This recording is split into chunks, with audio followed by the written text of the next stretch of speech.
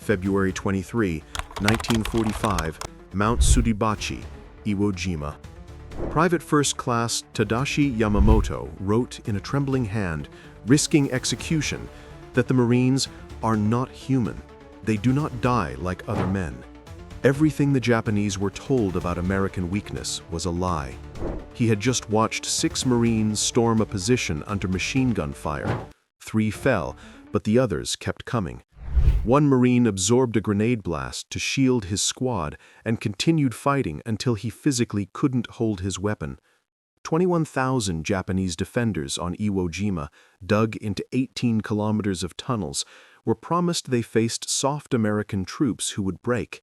Instead, they met a reality that shattered every military assessment the Imperial Japanese Army had made. This miscalculation led to 26,000 Marine casualties in just 36 days.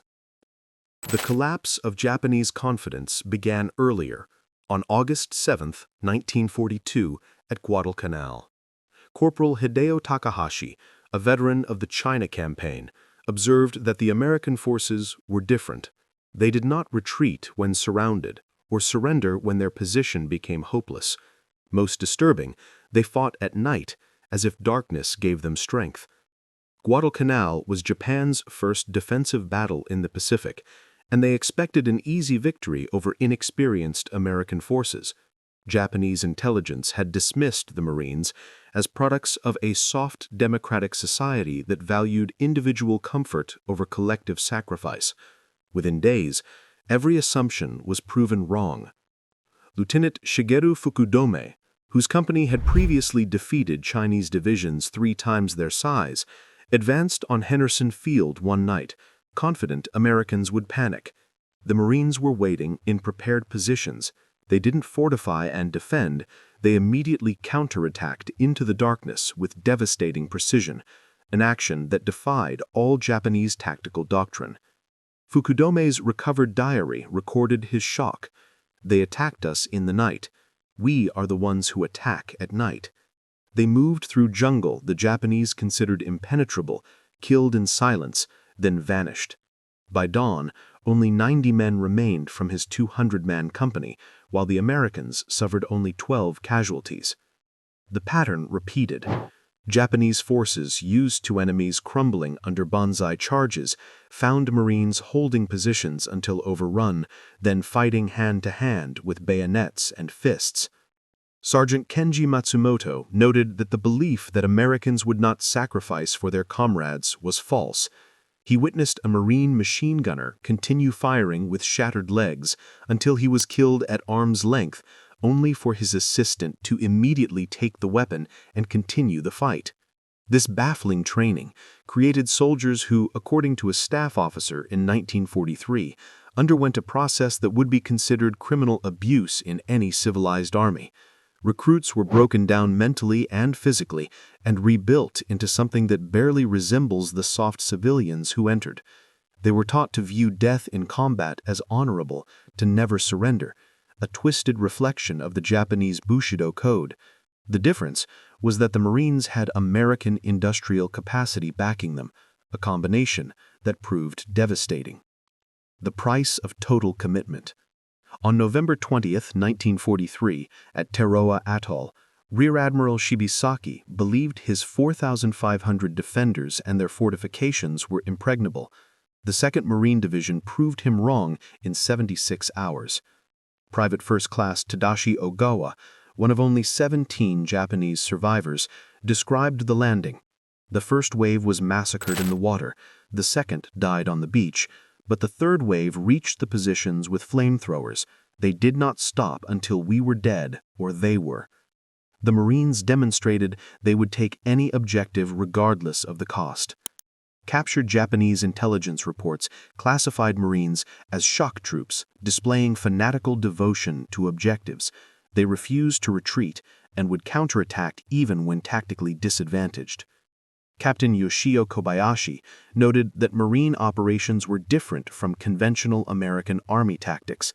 They advanced aggressively regardless of casualties and accepted rates that would cause any rational commander to halt. Lieutenant Colonel Kunio Nakagawa, defending Peleyu, planned based on the assumption that American forces would pause after landings. The Marines never paused. They landed and controlled half the airfield by nightfall. Nakagawa's diary confessed, "My defensive plan collapsed because it assumed the enemy would act rationally." The Marines do not act rationally. They act with total commitment regardless of circumstances. This total commitment often appeared suicidal to Japanese observers. Sergeant Kenji Matsumoto described watching a Marine platoon assault a heavily fortified hilltop position across open ground without artillery preparation. 7 men fell in the first 20 seconds, but the survivors reached the first bunker. The third bunker fell to the last 5 men standing. The entire action took 4 minutes with 12 casualties from 37 men. Matsumoto concluded, "This was not courage. This was systematic application of acceptable casualties to achieve objectives faster than we could respond." The Marines viewed casualties as the cost of victory and paid that cost without hesitation. Japanese commanders, knowing Marines would accept 50% casualties to take a position, were left with impossible decisions, every option leading to defeat. Industrial destruction and unmatched logistics. The speed and relentless nature of Marine operations stemmed from a fundamental imbalance: American industrial capacity. Major Yoshitaka Huri, senior staff officer on Iwo Jima, noted that while Japan succeeded brilliantly at inflicting casualties, over 20,000 Marines killed or wounded in 36 days, the Marines reinforced and continued attacking without any reduction in intensity. A calculated 10,000 casualties would have halted any other force, but the Marines suffered that in the first week, and their advance never slowed. The core reality was simple. America had a massive replacement pipeline. They could replace casualties faster than we could. Second Lieutenant Toshio Yamamoto witnessed this contrast in logistics on Saipan. 3 days after the landing, his patrol expected to find exhausted troops with limited supplies, as Japanese forces would have been. Instead, they found Marines eating hot food, receiving ammunition by truck, with medical tents treating the wounded, and units rotating off the line. They had more ammunition than my entire regiment possessed, and even portable showers and laundry facilities.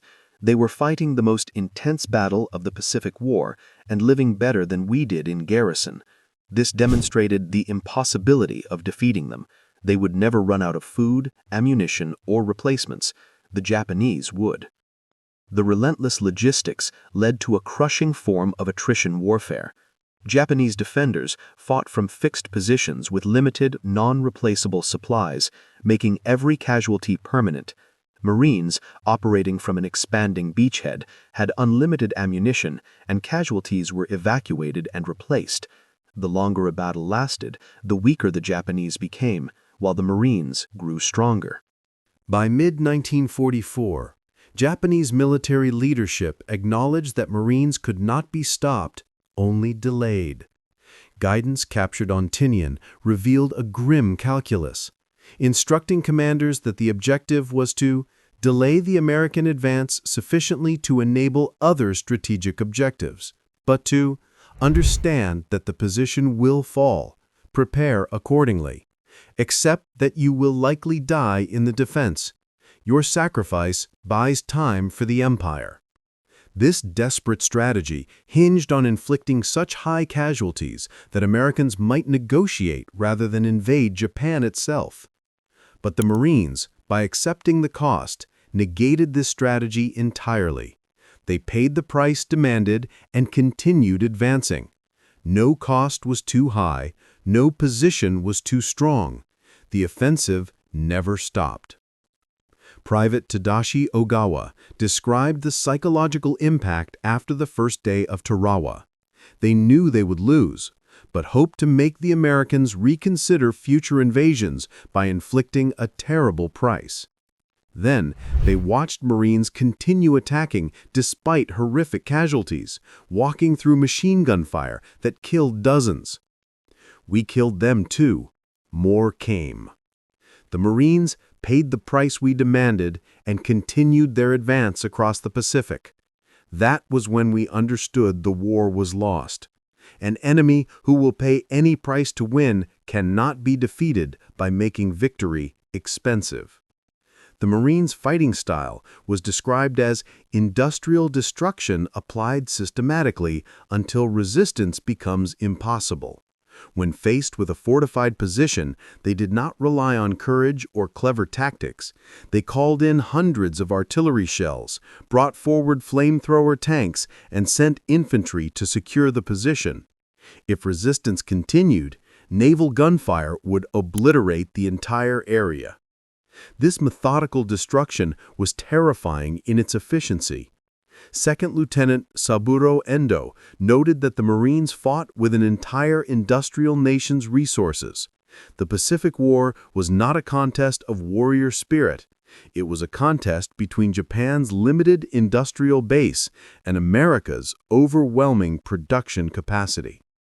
On Iwo Jima, General Tadashi Kuribayashi created a defense designed specifically to bleed the Marines, including 11 miles of tunnels and 1,500 cave positions.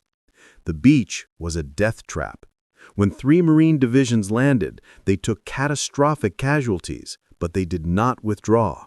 They advanced into the artillery fire, exploited gaps, and when bunkers stopped them, demolition teams crawled forward under fire to destroy them. When those teams died, others took their place. The attack never stopped. Private First Class Tadashi Yamamoto watched a flamethrower team, where the operator was killed, then his assistant, then a 3rd Marine, who continued firing until wounded, then threw grenades until killed. By then, engineers had reached the bunker. This happened 30 times in the first hour. The question Japanese defenders asked was, how do you defeat men who will not stop? The answer was, you could not. Kuribayashi, in his final assessment, wrote that the Marines were the most effective fighting force he had encountered. He listed 4 key attributes. Their training created soldiers willing to accept breaking casualties.